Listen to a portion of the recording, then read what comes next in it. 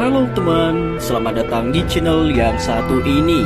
Hehehe, eits, channel ini adalah berisi cerita tentang alur Donghua yang keren. Penasaran? Yuk segera langsung markiden, mari kita dengar. Tapi sebelum itu, jangan lupa like dan subscribe-nya ya. Battle Through to Heaven.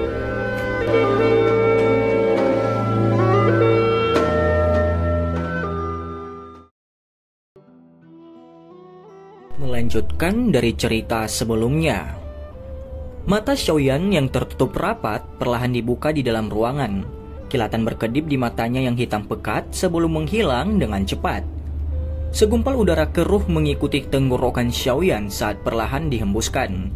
Pada saat ini, Xiaoyan tidak hanya tidak menunjukkan penampilan kelelahan, bahkan setelah pertempuran spiritual yang besar, tetapi dia juga memperkuat kekuatan spiritualnya karena dia telah menelan banyak sisa aura. Tubuhnya yang awalnya yang agak lelah sekali lagi dipenuhi dengan energi. Mata Xiaoyan perlahan meluncur ke sayap tulang giok yang tergantung di depannya setelah membukanya. Setelah penyempurnaan sebelumnya, mereka tampak lebih jernih. Selain itu, aura ganas yang samar-samar merembes keluar dari mereka sebelumnya menjadi jauh lebih redup. Jelas efek pemurnian itu bermanfaat. Sayap tulang giok melayang ke bawah saat Xiaoyan memberi isyarat dengan tangannya. Dia meraihnya dan perasaan sedingin es yang mengandung sedikit kehangatan seperti giok terasa di mana tangan Xiaoyan melakukan kontak dengannya. Itu meninggalkannya dengan perasaan yang sangat nyaman. Tangan Xiaoyan memegang sayap tulang giok dan bermain dengan mereka dengan kagum untuk beberapa saat. Setelah itu, dia menjentikan jarinya dan api hijau giok yang ganas tiba-tiba melonjak dari tubuhnya. Itu perlahan keluar dari tubuhnya dan naik ke ruang di depannya. Setelah mengendalikan suhu api hijau giok dengan kekuatan spiritualnya, Xiaoyan melemparkan tangannya dan sayap tulang giok berpisah darinya. Mereka terlempar ke dalam kelompok besar api yang melayang di udara itu. Xiaoyan melihat sayap tulang giok dipanggang oleh api. Menyusul peningkatan suhu, jejak udara abu-abu yang sulit dideteksi dilepaskan dari sayap tulang. Udara itu kemudian berubah menjadi ketiadaan dan tersebar di bawah suhu yang menakutkan dari api hijau giok itu. Tidak disangka, sisa aura ini tersembunyi begitu dalam. Jika bukan karena api hijau giok, kemungkinan akan sangat sulit untuk memaksa mereka keluar semua. Xiaoyan melirik udara berwarna abu-abu yang ingin melarikan diri, tetapi malah langsung menguap. Dia tidak bisa membantu tetapi menggelengkan kepalanya dan mendesah. Tangan Xiaoyan tidak ragu sedikit pun saat dia berbicara. Dia mengontrol suhu api hijau dan membiarkannya naik. Sesaat setelah suhu nyala api melonjak, kecepatan emisi aliran udara abu-abu dari sayap tulang giok secara bertahap melambat. Sebelumnya masih mungkin untuk sering melihatnya, namun sekarang hanya seutas udara samar yang akan dipancarkan setiap 2 hingga 3 menit. Jelas di bawah suhu yang menakutkan dari api hijau giok, aura sisa yang tersembunyi di dalam sayap tulang giok telah secara bertahap dipaksa keluar. Pemanggangan suhu tinggi semacam ini berlangsung sekitar 1 jam. Pada akhirnya, Xiaoyan menghela nafas lega setelah tidak melihat seutas pun udara yang keluar meskipun dipanggang selama setengah jam. Sepertinya aura di dalam sayap tulang telah benar-benar dikeluarkan semua. Setelah menyelesaikan pemindahan, Xiaoyan tidak begitu saja menarik apinya. Sebagai gantinya dia mempertahankan suhu nyala api dan menggunakan suhu konstan itu, dan dia berulang kali memanggang sayap tulang giok. Pemanggangan semacam ini berlanjut selama 2 jam atau lebih. Akhirnya sayap tulang giok itu benar-benar kosong dan tidak ada aktivitas apapun. Itu menunjukkan tanda-tanda transformasi. Orang bisa melihat tetesan cairan kental berwarna giok jatuh diam-diam dari permukaan tulang yang jernih itu. Manik cairan giok ini tidak menghilang, sebaliknya itu tetap dalam nyala api dan perlahan berputar. Efek berantai tampaknya muncul setelah tetesan pertama cairan giok muncul. Jumlah cairan berwarna giok yang tak henti-hentinya merembes keluar dari sumsum tulang sebelum akhirnya mengeluarkan suara tetesan saat semuanya jatuh. Kurang dari setengah jam kemudian, genangan cairan sedalam setengah inci terbentuk di bawah sayap tulang giok, dan ukuran sayap tulang giok telah menyusut lebih dari setengahnya.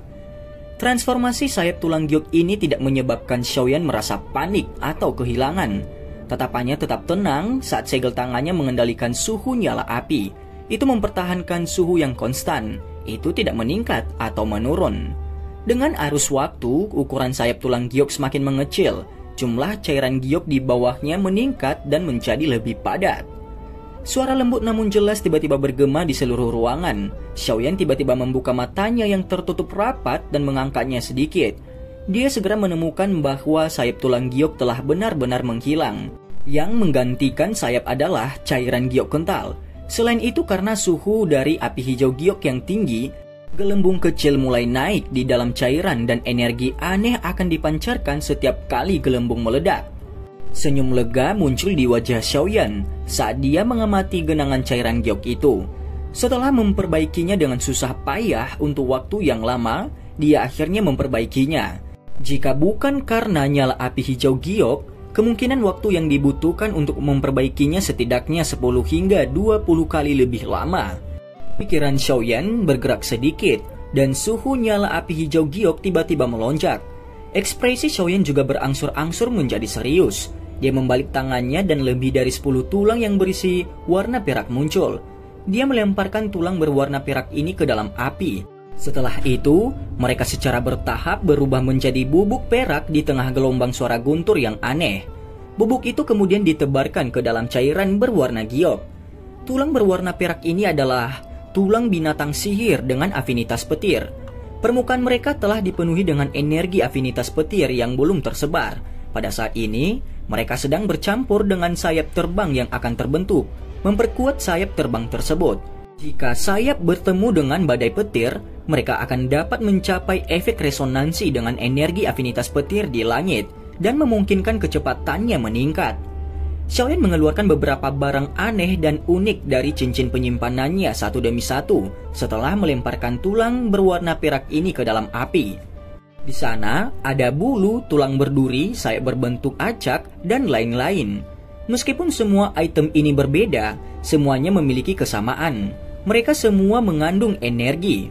Meskipun energi yang dikandungnya tidak terlalu kuat, itu seperti menambahkan sayap pada harimau ketika sampai pada apa yang akan diciptakan. Xiaoyan mempelajari cairan berwarna giok yang warnanya telah berubah sedikit. Dia perlahan mengembuskan nafas dan mengubah segel yang dibentuk oleh tangannya. Orang bisa merasakan bahwa suhu dari nyala api itu mulai menurun. Penurunan ini tiba-tiba berhenti setelah dikurangi hingga tingkat tertentu. Akhirnya ini mencerminkan api hangat yang digunakan untuk merebus sesuatu saat perlahan-lahan memanggang genangan cairan giok. Xiaoyan juga menghela nafas lega setelah melihat api itu memancarkan suhu hangat. Setelah itu dia perlahan menutup matanya. Selanjutnya, dia meluangkan waktu untuk menyeduh pil. Setelah periode waktu ini berlalu dengan lancar, dia akan bisa membuat 9 sayap terbang burung langit. Setelah Xiaoyan perlahan menutup matanya, ruangan itu sekali lagi menjadi sunyi. Hanya ada suara gemerisik lembut dari api hijau giok serta suara gelembung yang tiba-tiba meledak. Waktu pembuatannya berlangsung selama hampir 2 hari 2 malam. Bahkan Xiaoyan merasa agak terkejut tentang ini. Namun untungnya dia sudah siap kali ini. Makanya dia tidak membuat kesalahan selama periode waktu ini. Dia juga menemukan kesempatan untuk memberitahu penato pertama Suqian dan yang lainnya. Karena itu, mereka tidak datang dan mengganggunya. Sebaliknya dia meminta agar tempat ini menjadi area terlarang yang tidak boleh dimasuki orang biasa. Xiaoyan perlahan membuka matanya yang tertutup rapat setelah 2 hari 2 malam. Hal pertama yang dia lakukan adalah mengarahkan matanya ke nyala api hijau giok. Cairan berwarna giok perlahan mengalir di dalam nyala api hijau giok yang terbakar dengan keras. Pada saat ini tampaknya sangat tebal seolah-olah akan mengeras. Tampaknya jika pemanggangan ini bertahan beberapa jam lagi, cairan itu mungkin berubah menjadi sekumpulan batu giok yang keras. Xiaoyan dengan lembut mengembuskan nafas. Kekuatan spiritualnya perlahan menyebar dari antara alisnya dan dengan cepat menyerbu nyala api. Setelah itu dengan lancar memasuki cairan berwarna giok yang sangat kental itu. Cairan giok kental bergetar hebat setelah invasi kekuatan spiritual Xiaoyan.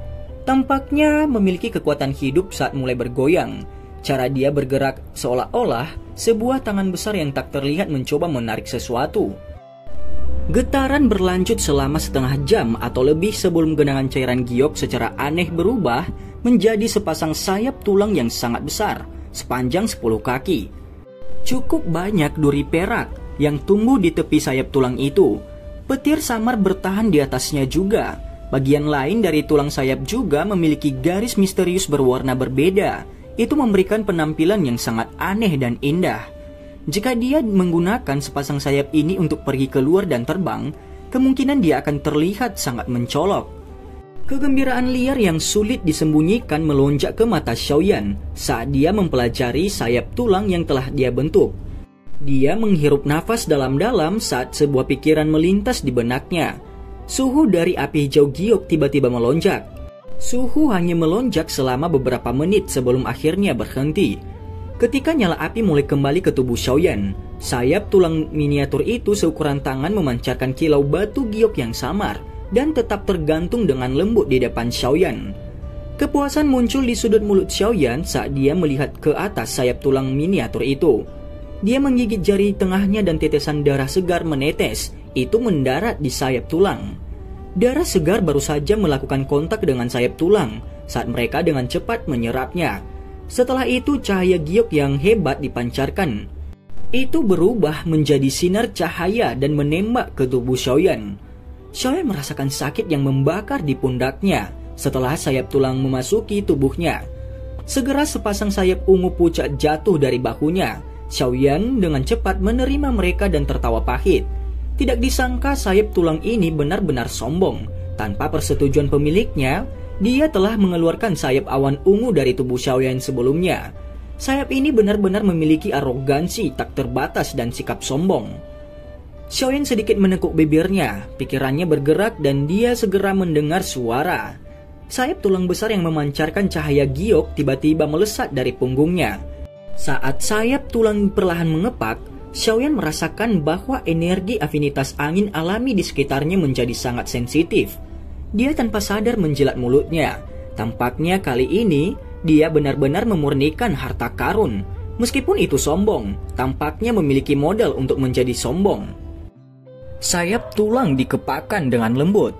Suara yang mereka bawa seperti petir yang teredam dengan siulan liar. Setelah merasakan energi yang terkandung di dalam sayap tulang, Xiaoyan menyimpannya sambil merasa senang. Sayap tulang dengan cepat menyusut di tengah sedikit cahaya. Akhirnya mereka berubah menjadi 2 garis halus yang menembus tubuh Xiaoyan dan menghilang. Setelah sayap tulang memasuki tubuhnya, Xiaoyan merasakannya sebelum tanpa sadar mengeluarkan sedikit senyuman. Sekte Angsa Emas tidak mengandalkan keberuntungan untuk menjadi penguasa kekaisaran mereka. Apa yang disebut Skybird Nine Flying Wings memang misterius.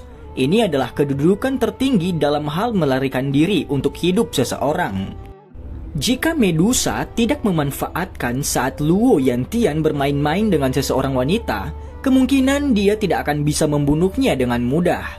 Sekarang sayap tulang telah berhasil disempurnakan. Xiaoyan juga mendapatkan jaminan tambahan. Jika dia bertemu dengan seorang ahli yang sulit dia lawan di masa depan, dia setidaknya akan bisa melarikan diri bahkan jika dia tidak bisa mengalahkannya. Dengan kecepatannya saat ini dan sayap tulang ini, kemungkinan dia bisa menyaingi kecepatan Douzong yang sangat kuat. Xiaoyan menghela nafas lembut setelah mengembalikan sayap tulang ke tubuhnya. Setelah itu dia perlahan berjalan ke pintu kamar dan membukanya. "Kamu akhirnya keluar." Suara wanita yang jelas terdengar dari dalam halaman kecil di depan Xiaoyan setelah dia melangkah keluar.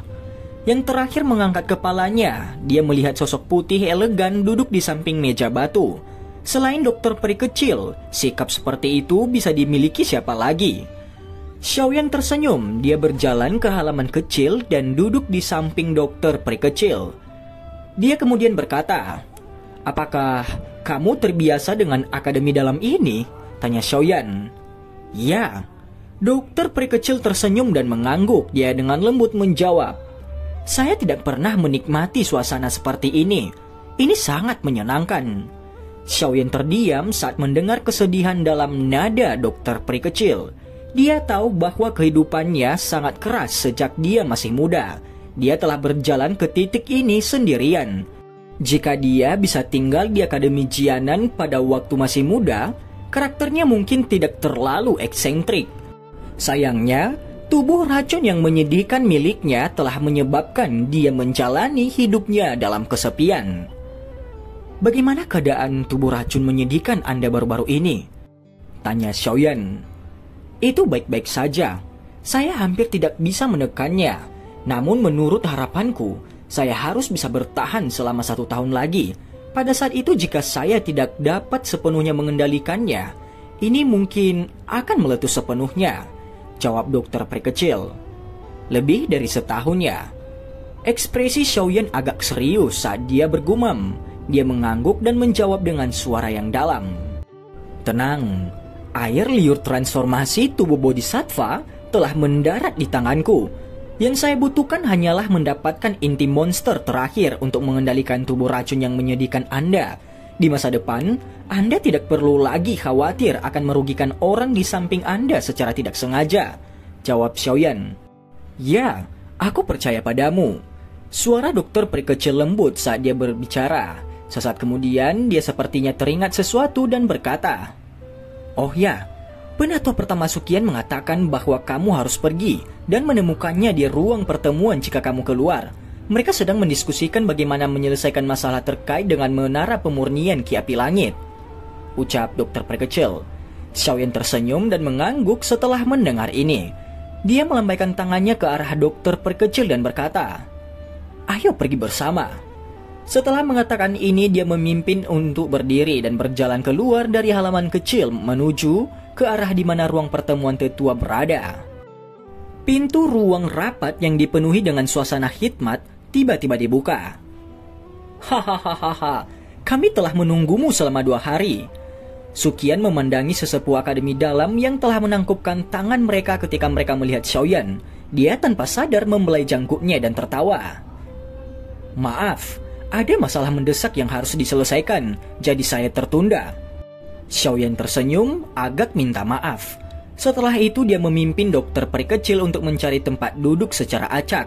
Dia tersenyum dan memandang Sukian sebelum berkata, "Tetua pertama, kapan saya harus mengisi api hati di menara pemurnian Ki Api Langit? Yang perlu Anda lakukan hanyalah mengucapkan kata itu. Xiaoyan pasti akan melakukan yang terbaik," ucap Xiaoyan. "Jangan terburu-buru." Sukian melambaikan tangannya saat dia menjawab. "Pengisian api hati biasa akan sangat luar biasa jika bisa paling banyak memungkinkan menara pemurnian Ki Api Langit bertahan selama 2-3 tahun. Namun Anda akan pergi ke daratan tengah yang jauh di masa depan. Pada saat itu, Anda tidak akan bisa datang dan pergi seperti sekarang.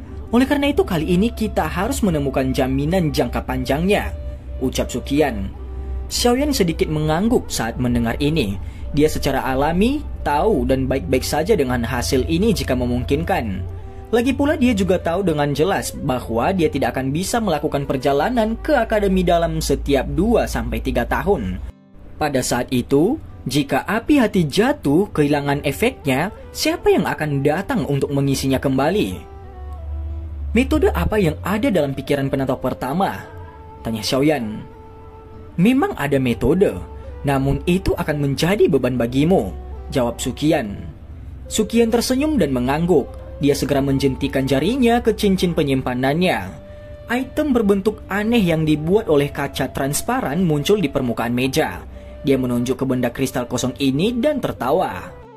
Benda ini diciptakan oleh penjaga aula akademi dalam. Dia menyebutnya pot pengumpulan api. Jika Anda dapat memasukkan utas esensi api hati jatuh asli ke dalamnya, itu akan dapat menghasilkan api hati tanpa henti selama seseorang berulang kali menuangkan doki ke dalamnya di masa depan.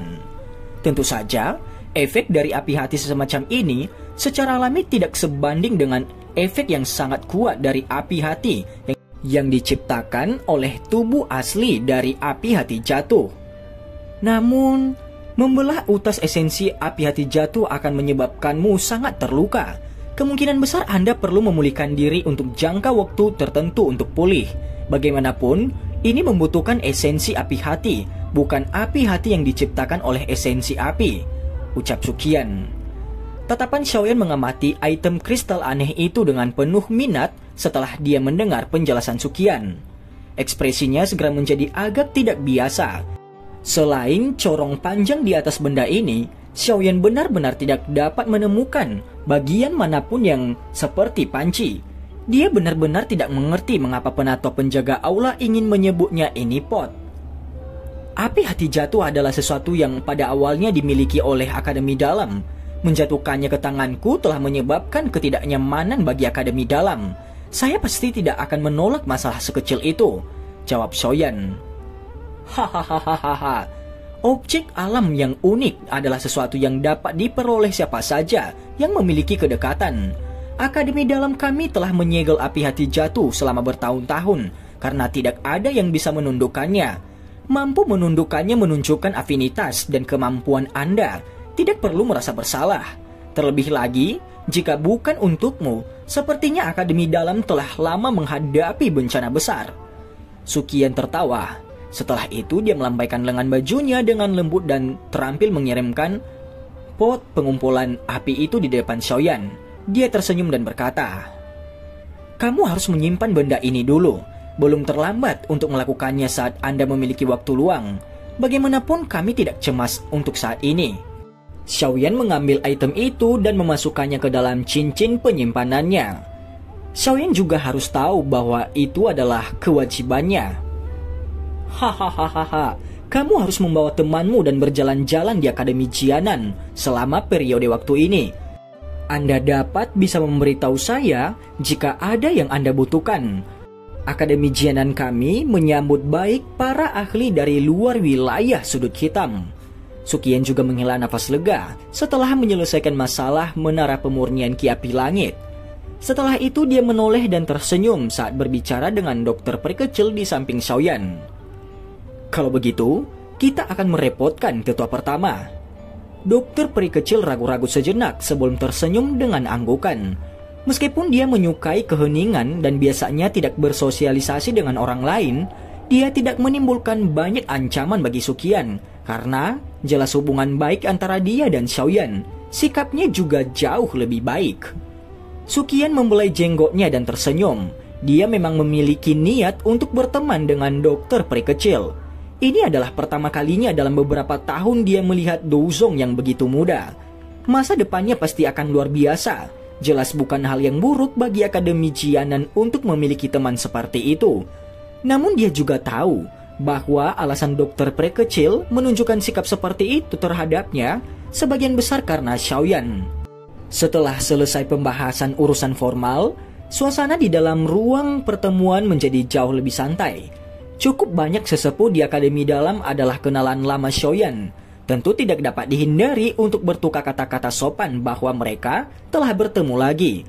Mungkin itu karena status Xiaoyan sebagai alkemis tingkat 6, tetapi cukup banyak sikap tetua terhadapnya menyebabkan Xiaoyan menjadi agak tidak dapat bertahan. Seorang alkemis benar-benar pekerjaan yang sangat populer. Tawa dan obrolan berlanjut di ruang rapat selama sekitar setengah jam atau lebih. Tepat ketika Xiaoyan hendak pergi, pintu yang tertutup rapat tiba-tiba dan dengan kasar didorong terbuka. Segera wajah dingin dan tegas Xiaoli dengan cepat masuk. Semua orang di aula tercengang saat melihat ekspresi Xiaoli. Suqian segera sedikit mengernyit dan bertanya, "Apa yang terjadi?" Mata Xiaoli memandang sekeliling ruangan. Setelah itu mereka berhenti di Xiaoyan dan Suqian. Dia ragu-ragu sejenak sebelum berkata dengan suara yang dalam. "Menurut informasi yang telah saya peroleh, lembah api iblis tampaknya memiliki cukup banyak aktivitas baru-baru ini. Tampaknya bajingan Han Feng telah mengundang hantu iblis tanah tua itu keluar," ucap Xiaoli. Ekspresi semua orang di aula tiba-tiba berubah saat kata-kata ini terdengar. Dan cerita pun bersambung. Terima kasih telah mendengarkan Mimin sampai akhir ya. Dan jangan lupa nantikan cerita selanjutnya.